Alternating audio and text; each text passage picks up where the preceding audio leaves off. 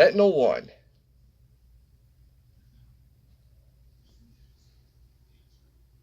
Now, I just saw that this was the second part. So, enter Sentinel 1. True Heroes was a line of figures very similar to these, but they came out with military, they came out with police force, they came out with ninjas and knights and mythic, mythic creatures and pirates. Let's not forget those pirates. But Sentinel 1, basically taking a page out of G.I. Joe's book, taking Sentinel 1 being the task force from True Heroes. All of them had different code names. They didn't exactly have file cards and bios on them, and I don't even know if they even had bad guys. But these were the knockoffs of G.I. Joe Extreme. Eventually became its own little thing. The problem was it was exclusive to Toys R Us. And the reason I'm bringing all this up is due to the fact that you have all these other toys that do the exact same thing as G.I. Joe, a Real American Hero. But since Hasbro's not even trying to do anything with a Real American Hero, it's weird that these other companies, 3 other companies, aren't trying to do anything with their military toy line either. I don't understand it.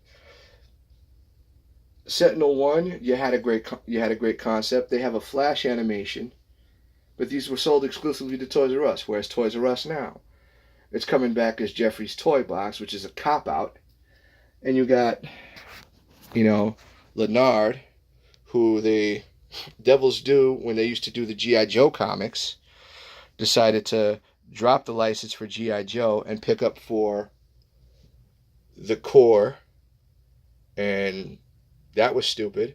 And now the only place you could read the mythology of the Corps is on the website's webcomics, which I'm sorry, like why do I have to go that far out of my way to read a story on read the mythology about a bunch of G.I. Joe knockoffs? And as cool as these were, this was the only wave they made of these. They don't even sell these. They're not even trying to sell these in Walmart anymore. As cool as these are, as great an alternative as these are, it's not the same. It's not the same collectability as Sigma 6, but definitely the same playability, kind of, and that same feel, that blocky cartoon muscular feel. There was nothing wrong with that, because the 3 3/4 inch GI Joes all pretty much had the exact same frame. Sergeant Slaughter had slightly bigger bit of a more of a musculature, but between him and classic Snake Eyes, like, everybody stood exactly the same. Everybody had the exact same frame. But when it came to Sigma 6, you could clearly see there's a difference between Grand Slam's torso and Snake Eyes' torso. With these, you got more or less the same thing. Nicely done detail, but they've literally done nothing with this. And then Sentinel 1, the most that they got was a flash animation advertising the toy and nothing else. You know how many independent comic creators, publishers, or even independent animation studios that are just itching for an opportunity like this? I mean, after Larry Hama broke the mold with G.I.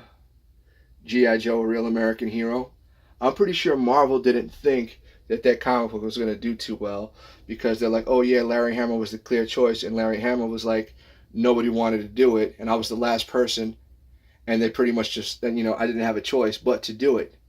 And then he just, created this amazing mythology that everybody is still a fan of till today. If not for Larry Hama, none of this would even be possible.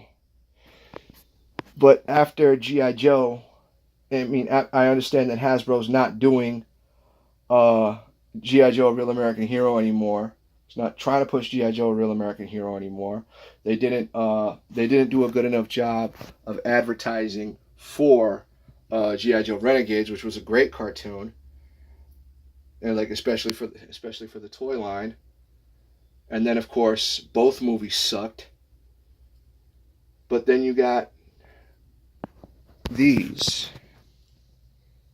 There was a long time a Real American Hero wasn't doing anything, but you still had the 12-inch dolls representing the 4 branches of service, doing different things, like this Marine Corps amateur boxer, like a Marine Corps sniper, like a SWAT team sniper, like Army paratroopers and stuff like that from different eras of war. Why isn't Hasbro putting that stuff out? I mean, if for nothing else, just to keep the name G.I. Joe fresh in everybody's head. You don't see it anymore. You got all these other military toys out, and no one is trying to do anything with them. Lennard's not pushing back on their core figures. They stopped making these, which was dumb, but they keep pushing these junks. Excite keeps pushing these out. There's no stopping with them. And now with Jeffrey Toys box coming out, you're gonna have a resurgence of Sentinel One. Sentinel One with more than just the 5 points of articulation. They also have bends at the elbows and the knees, and the accessories that they have, the vehicles that they have, very military accurate. So why is nobody doing anything with these? Even if you're against like any of the wars that have been going on, if you're against the war on terrorism, if you're against the war on drugs, if you're a hippie against Vietnam, you got to at least appreciate the fight between good and evil. Ultimately, that's what a Real American Hero was. That was the whole point. All I ever wanted to be was Snake Eyes. That was it. All I ever wanted to be was Snake Eyes, regardless of which version of him it was. All I ever wanted to be was Snake Eyes. He was the coolest G.I. Joe. He's basically everybody's favorite G.I. Joe. If they give you somebody else, it's because that's actually their second favorite. Like my second favorite, of course, is Beachhead.